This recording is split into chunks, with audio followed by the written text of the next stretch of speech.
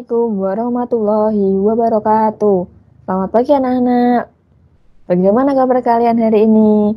Tentunya selalu dalam keadaan sehat dan bahagia ya. Oke, hari ini kita bertemu lagi. Nah, pada hari ini kita akan mempelajari beberapa hal. Nah, tujuan pembelajaran hari ini yang pertama siswa mampu menghitung operasi hitung, perkalian, dan pembagian bilangan cacah.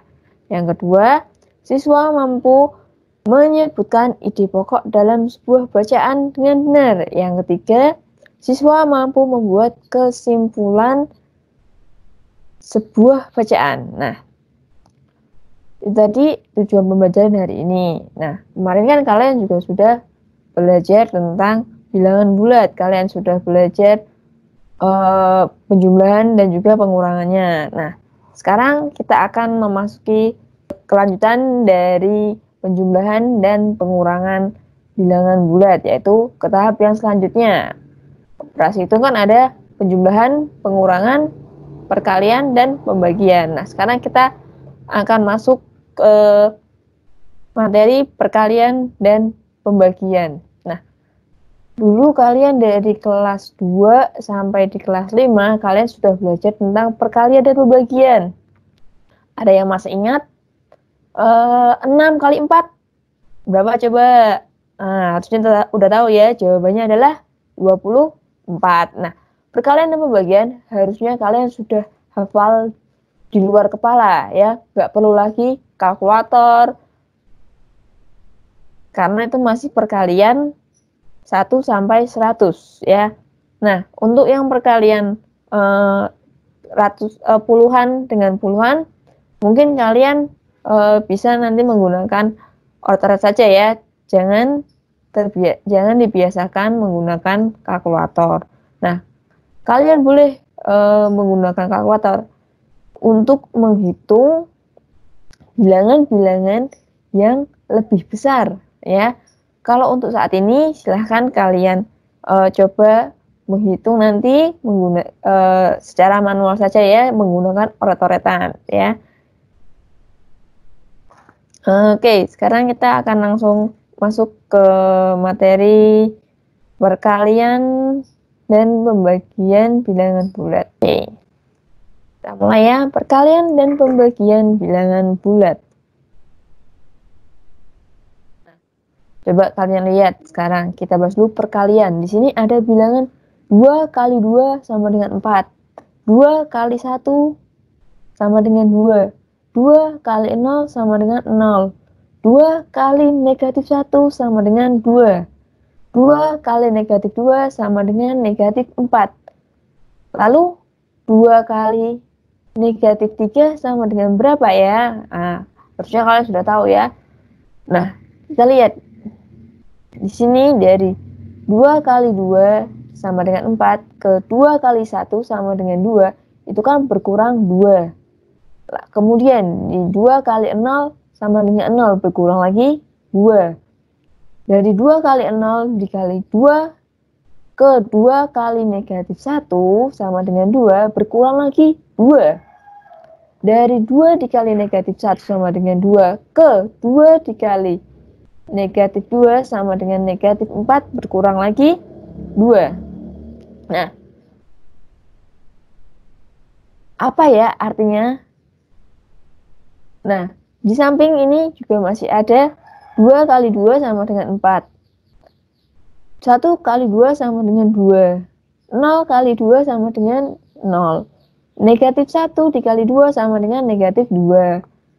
Negatif 2 dikali 2 sama dengan negatif 4. Nah, sama-sama berkurang 2. Antara yang kanan dan kiri, apa bedanya? Nah, di sini kalau kita lihat, untuk hasilnya terlihat sama. Yang berbeda adalah bilangan yang di depan dan bilangan pengalinya. Ya, jika yang pertama ini bilangan yang utamanya adalah 2 dan bilangan pengalinya yang diubah dari 2, 1, 0, negatif 1, negatif 2, negatif 3 ya. Sedangkan kalau yang di sini bilangan pengalinya adalah 2 semua, sedangkan bilangan di awalnya adalah 2, 1, 0, negatif 1, negatif 2, negatif 3. Nah, apa yang dapat kamu simpulkan dari pola perkalian di atas? Sebelum kalian menyimpulkan pola perkalian di atas, sekarang kita perhatikan dulu pola yang di bawah. Kalau tadi yang di atas semua bilangan yang di depan adalah 2, sekarang semua yang di depan adalah negatif 2. Negatif 2 dikali 2 sama dengan negatif 4. Negatif 2 dikali 1 sama dengan negatif 2. Negatif 2 dikali 0 sama dengan 0. Negatif 2 dikali minus 1 sama dengan 2. Negatif 2 dikali negatif 2 sama dengan 4. Kalau negatif 2 dikali negatif 3 sama dengan berapakah? Ayo, coba kita lihat di sini. Di sini negatif 2 dikali negatif 1 itu 2. Kalau di sini negatif 2 dikali negatif 2 sama dengan 4. Sedangkan yang di sini 2 dikali negatif 2 itu negatif 4. Berarti perbedaan yang di atas dan dengan yang di bawah yaitu hasil perkaliannya, ya. Lihat, jika bilangannya positif dikali positif, hasilnya akan menjadi bilangan positif. Jika bilangan positif dikalikan dengan bilangan negatif, hasilnya akan negatif. Selanjutnya yang di sini sama. Bila yang di depan adalah bilangan negatif dikalikan dengan bilangan positif, hasilnya akan negatif. Sedangkan untuk yang di sini, jika perkaliannya adalah bilangan negatif dengan bilangan negatif, hasilnya adalah positif. Jadi negatif 2 dikali negatif 3 hasilnya adalah 6. Ya. Selanjutnya, nah, dari bentuk perkalian tersebut dapat disimpulkan sebagai berikut. Yang pertama, hasil perkalian dua bilangan bulat yang berbeda tanda adalah bilangan negatif, ya. Tadi dua bilangan bulat yang berbeda tanda hasilnya akan negatif. Contohnya, perkalian bilangan positif dengan bilangan negatif hasilnya akan menjadi bilangan negatif. Begitu pula sebaliknya, perkalian antara bilangan negatif dengan bilangan positif hasilnya pasti akan menjadi bilangan negatif. Contohnya, negatif 5 dikali 2 itu negatif 5 adalah bilangan bilangan bulat negatif dan 2 adalah bilangan bulat positif. Hasilnya adalah negatif 10, ya. Jadi bilangan negatif jika dikalikan dengan bilangan positif akan menjadi bilangan negatif, ya. Kemudian contoh yang kedua, ada 4 dikali negatif 3. Yang 4 adalah bilangan positif dikalikan dengan negatif 3, yaitu bilangan negatif, hasilnya akan negatif, menjadi negatif 2. Yang kedua, hasil perkalian dua bilangan bulat bertanda yang sama, hasilnya adalah bilangan positif, ya. Contohnya, berapapun bilangan positif dikali dengan bilangan positif, hasilnya akan selalu positif. Contohnya, 2 dikali 6 sama dengan 12, ya. Ini adalah bilangan positif semua, ya. Kemudian, negatif 2 dikali negatif 8. Hasilnya adalah 16, ya. Bilangan negatif dikalikan dengan negatif, hasilnya positif, ya. Nih, ingat ya, ini perkalian tanda. Positif dikali positif sama dengan positif. Positif dikali negatif, hasilnya negatif. Negatif dikali positif, hasilnya negatif. Negatif dikali negatif, hasilnya positif. Oke. Ya. Ini adalah sifat pertukaran. Oke. Sehingga dapat disimpulkan untuk bilangan bulat positif dikalikan dengan bilangan bulat positif, hasilnya akan selalu positif. Contohnya ini, ya. Kemudian untuk bilangan bulat positif dikalikan bulat negatif sama dengan bilangan bulat negatif. Ini ya contohnya, positif kalau negatif seperti yang tadi. Ingat tadi yang tadi ya. Kemudian untuk bilangan bulat negatif dikalikan dengan positif, hasilnya yaitu bilangan bulat negatif. Ya, contohnya, sedangkan bilangan negatif tadi dikalikan negatif, hasilnya adalah positif. Oke, selanjutnya kita akan memasuki pembagian bilangan bulat.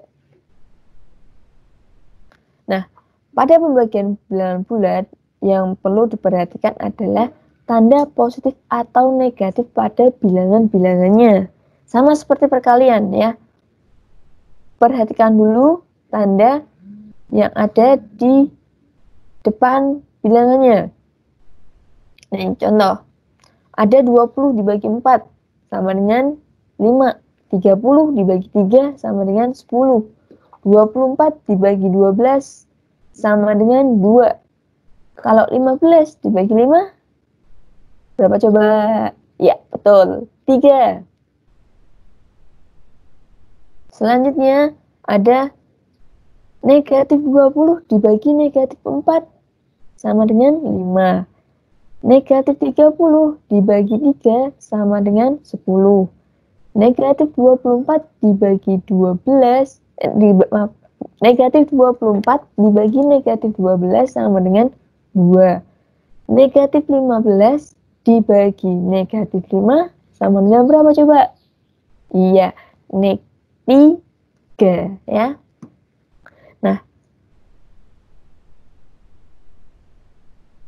dari bentuk pembagian tadi dapat kita simpulkan hasil pembagian dua bilangan bulat yang berbeda, tanda hasilnya akan negatif. Ya, tandanya berbeda. Sini positif dan di depan ini negatif, di belakangnya positif, hasilnya akan negatif. Begitu pula sebaliknya. Kalau yang di depan positif, yang di belakang negatif, hasilnya juga akan negatif. Ini ya. Kemudian yang kedua, hasil pembagian dua bilangan bulat dengan tanda yang sama, hasilnya akan menjadi positif. Ini contohnya, 12 dibagi 6 sama dengan 2. Bilangan positif dibagi bilangan positif, hasilnya positif. Yang kedua ada negatif 8 dibagi negatif 2 sama dengan 4. Bilangan negatif dibagi negatif, hasilnya positif.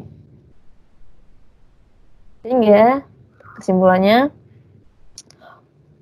bilangan bulat positif dibagi positif, hasilnya sama dengan bilangan bulat positif.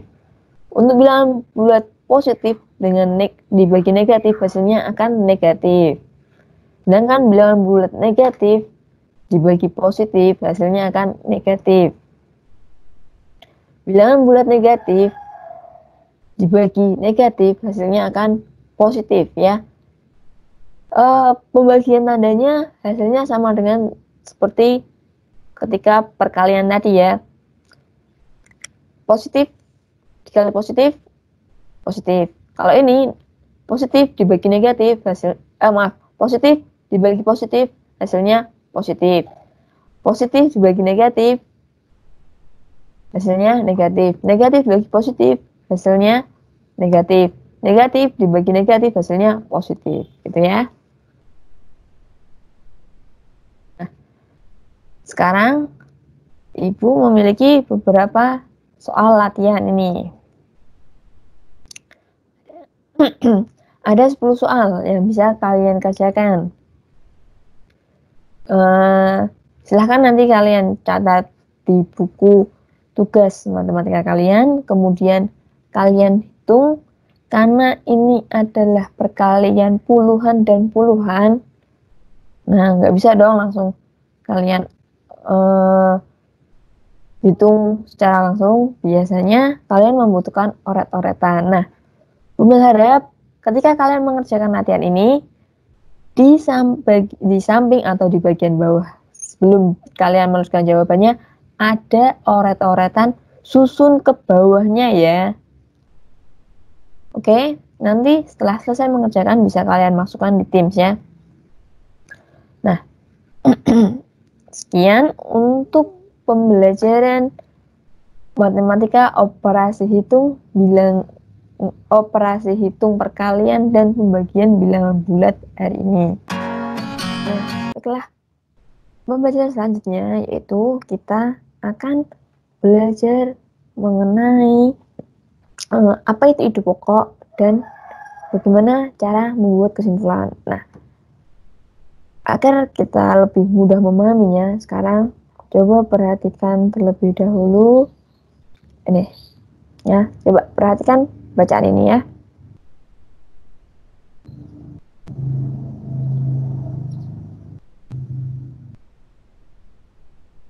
Nah, di dalam sebuah bacaan ini, pengamatan pertumbuhan tanaman padi. Nah, di dalam sebuah bacaan ini terdapat beberapa paragraf ya. Artinya ada 1, 2, 3, 4, 5 paragraf. Di dalam sebuah paragraf ini terdapat beberapa paragraf. Nah, dalam satu paragraf pastinya di situ ada yang namanya kalimat utama dan kalimat penjelas. Begitu pula ada ide pokok. Nah, mari kita bahas satu persatu itu ya. Yang pertama, kalimat utama dan kalimat penjelas. Nah, sebuah bacaan itu kan terdiri dari beberapa paragraf yang memiliki kalimat utama dan kalimat penjelas.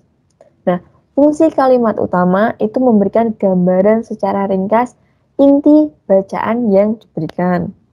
Nah, sedangkan untuk fungsi kalimat penjelas yaitu memberikan keterangan pendukung yang mendukung kalimat utama.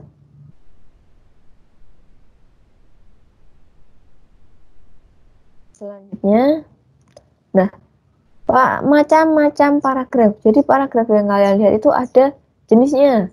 Yang pertama ada yang namanya paragraf deduktif, yaitu paragraf yang posisi gagasan pokok atau kalimat utamanya atau ide pokoknya itu berada di awal paragraf ya. Nah, paragraf deduksi ini biasanya dikembangkan dari umum ke khusus ya. Jenis paragraf deduktif ini diawali kalimat-kalimat utama yang berisikan pokok pikiran utama, baru dilanjutkan oleh kalimat-kalimat penjelasnya. Nah, selanjutnya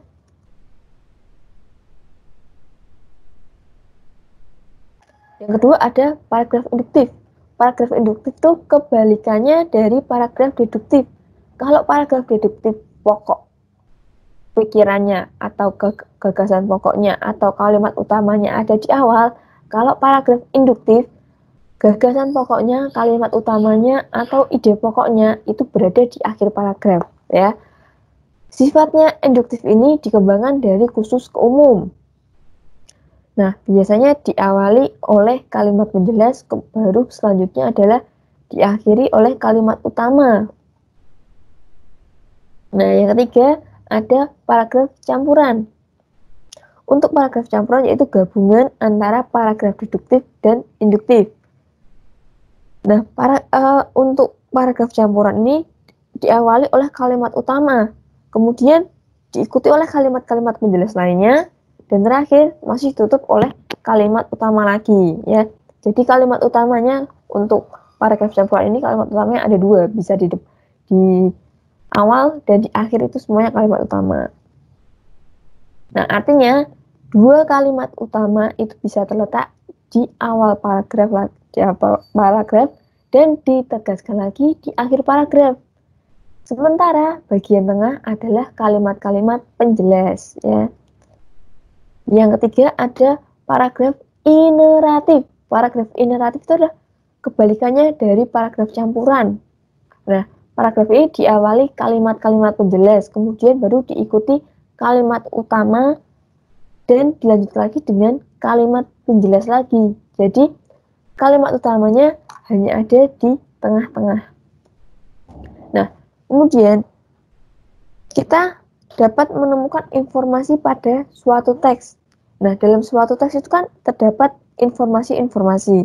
Nah, informasi itu bisa kita peroleh dengan cara yang pertama, membaca dengan seksama, ya.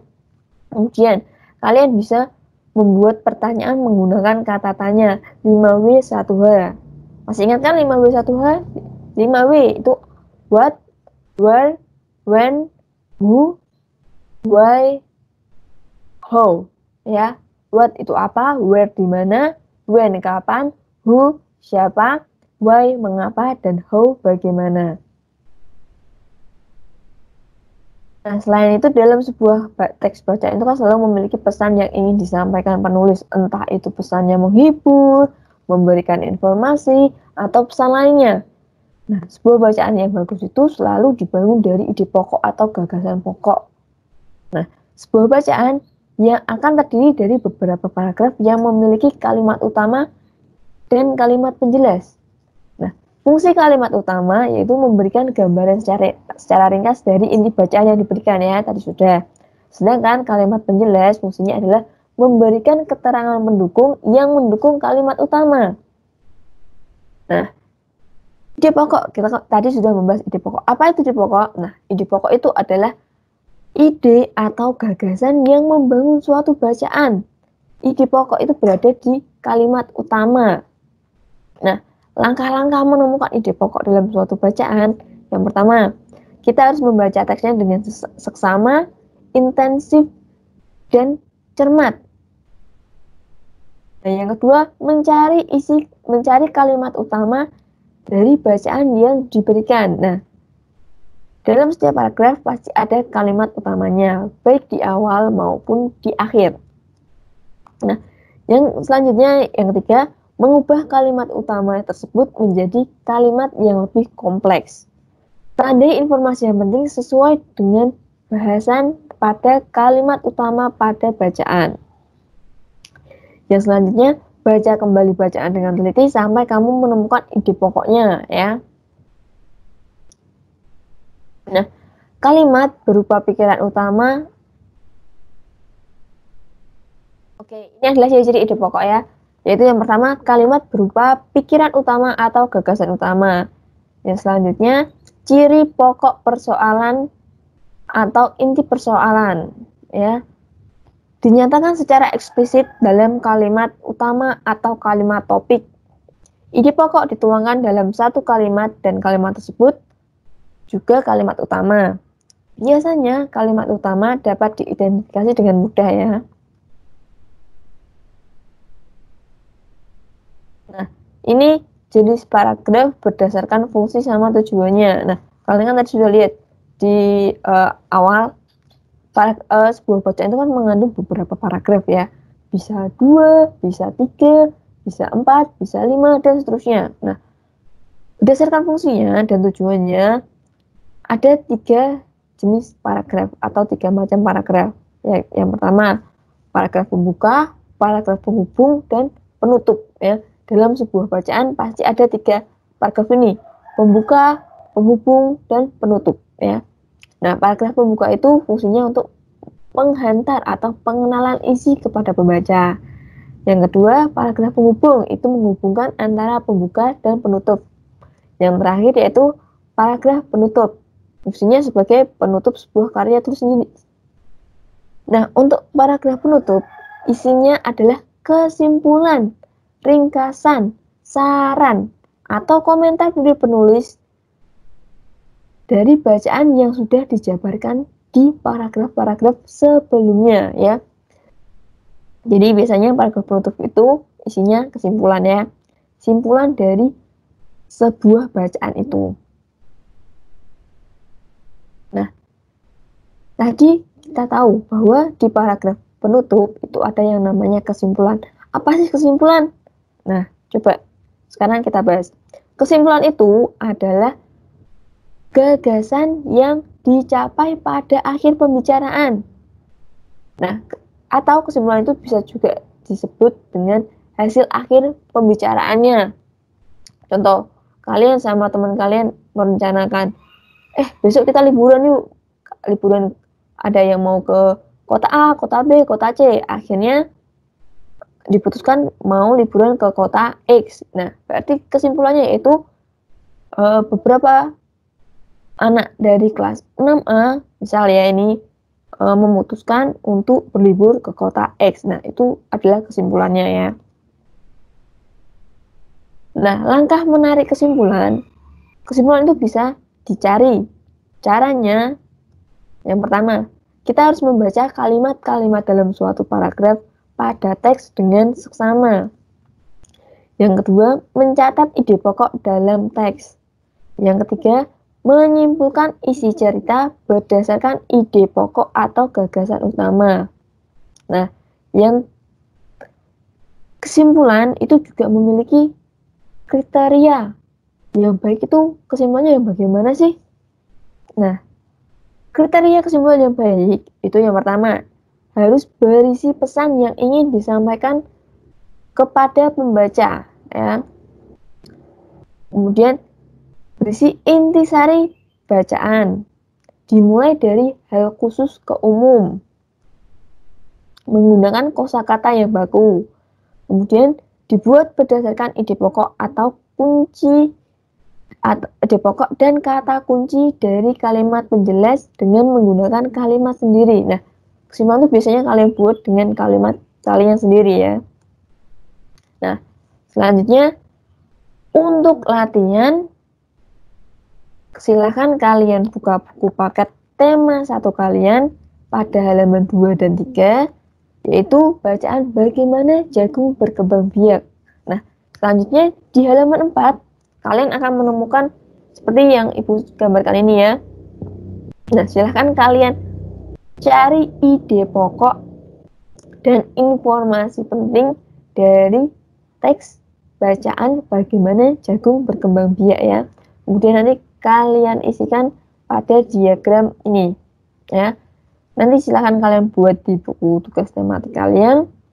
Bisa kalian buat lingkaran-lingkaran seperti ini, atau langsung kalian tuliskan paragraf ide pokok paragraf 1, 2, 3 dan 4 sampai 5 apa, silahkan ya. Nah, pembelajaran hari ini cukup sampai di sini dulu ya. Sebelum Ibu mengakhiri pembelajaran hari ini, mari kita simpulkan dulu apa yang sudah kita pelajari hari ini. Yang pertama, kalian sudah mempelajari tentang operasi hitung perkalian dan pembagian bilangan bulat. Yang kedua, kalian sudah mempelajari pengertian ide pokok macam-macam paragraf dan juga langkah membuat kesimpulan dari sebuah bacaan. Nah, oke, selanjutnya silahkan kalian lanjutkan apa yang harus kalian kerjakan. Sekian pembelajaran hari ini. Mohon maaf bila ada salah kata yang kurang berkenan. Sekian, terima kasih. Wassalamualaikum warahmatullahi wabarakatuh. Sampai ketemu lagi.